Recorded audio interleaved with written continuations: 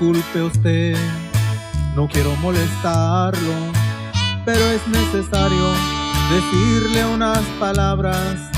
Yo sé muy bien que hoy camina de su mano, igual que ya hace un año ella lo hace conmigo.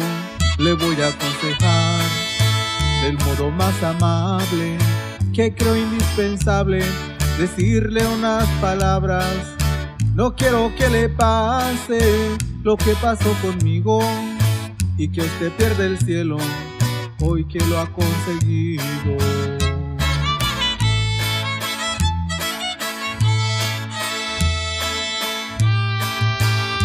Le gusta mucho que le lleven serenata, que la despierten con un beso en las mañanas, que le regalen una hermosa rosa roja. Ese detalle es el que más la vuelve loca. Mas nunca dudes de su amor, no es de esperarse. Ella es más fiel de lo que puede imaginarse.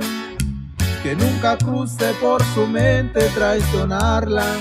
Eso, mi amigo, eso la mata.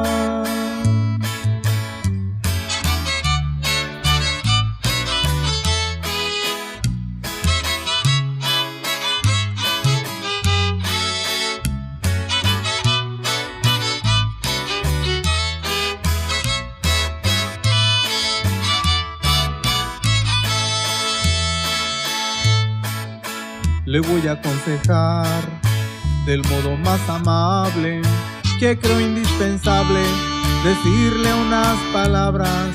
No quiero que le pase lo que pasó conmigo y que usted pierda el cielo hoy que lo ha conseguido.